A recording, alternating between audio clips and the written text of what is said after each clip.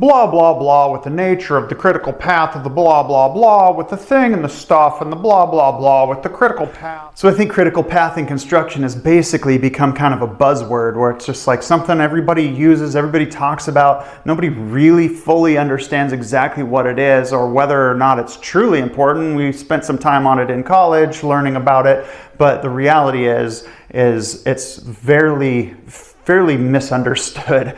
And the problem is that we're focused on this critical path, but any one of these other items can actually completely derail the project. And at the end of this, I'm going to show you a trick, a column in the schedule to look at that will tell you instantly if you're going to be having problems or not. With the blah blah and the critical path, with the blah blah blah. But critical path is not just a buzzword. It actually has a very strict definition. It's not like, 10 years ago when the word wheelhouse was really popular and everybody was like, okay, you're going in for an interview, try to work the word wheelhouse into the conversation. It's like, it's just silly. That was just such an annoying word. But this actually has a very specific meaning if this task here moves one day and its critical path, the end of the project moves one day. That's the simplest definition of how you can define critical path. So when you understand that, you also have to understand that critical path is dynamic. It changes. It's not just something that, well, this was what the master schedule shows and it's set in stone. So you have these critical path items that are linked, let's say. And let's say you got 50 critical path items in your schedule and you're highly focused on that. 50 tasks, there's a lot that goes into it. But really, you have all of these other tasks, boom, boom, boom, boom, sprinkled in there that are basically just as important, because everything has to get done. It's just as important as all of these critical path items. But we've spent so much time in training focusing on these items because we're taught that if this item slips, this slips.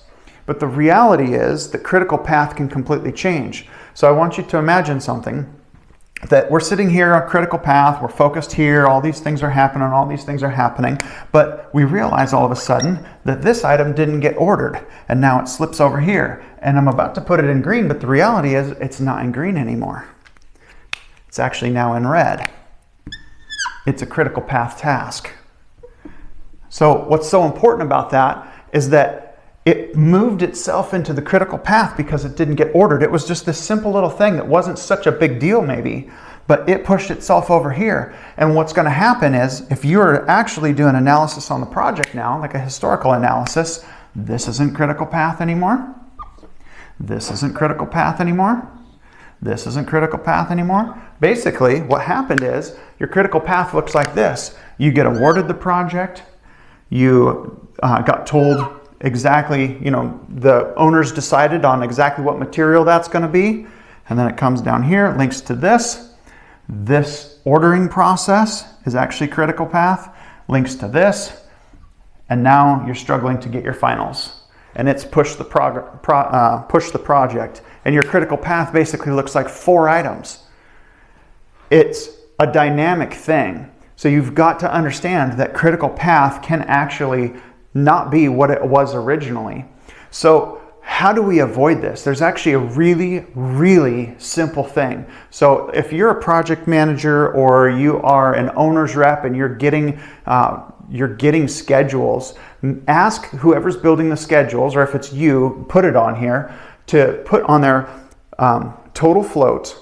It's also called total slack. It really depends on the program you're using, but slack, float, let's just consider that interchangeable. But what you're looking for is basically, I want to know how many days until this impacts critical path, and that's what total float is. So let's say there are 56 days on this item. So I've got 56 days to recover if I don't order something. That's why they teach you need to be focused on your critical path items.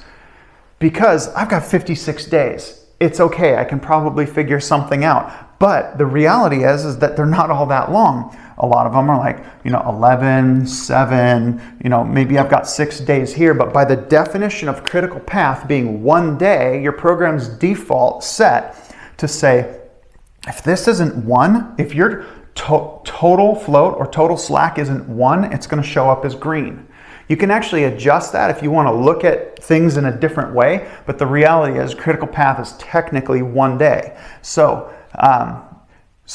what happens though is if you're taking a look at this column that just shows all of this, all your tasks are here, and you're taking a look at your total float column, and you're starting to see some of these reduce, or maybe that 56 days, like this HVAC unit that's going to take multiple months to get here. So you may have the float, but you need to be watching this. The reality on that though is if you have 56 days here and you have a task in front of it that's not in your schedule, like hear what I'm saying, what I just said is like maybe you need to order it and it takes, you know, multiple months to get here. Your schedule needs to reflect that.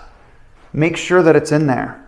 As a matter of fact, one major trick of scheduling is to include all of the pre-construction in the schedule and keep up on it weekly. Every single week you're checking up on all your pre-construction. You want to not miss this date. Focus on all of your tasks. Take a look at your float. Take a look at what's close and follow up on every single one of these items. And if you have something that's big like this, start asking questions. And find out, is there something that's missing? Is there something that should be in your schedule that's not in your schedule? Anyhow, if you take a look at even just like 15 minutes a week, taking a look at your schedule and you're watching your total float, you're not going to end up in this situation because of hyper-focusing on critical path. Path being blah, blah, blah with the thing and the stuff and the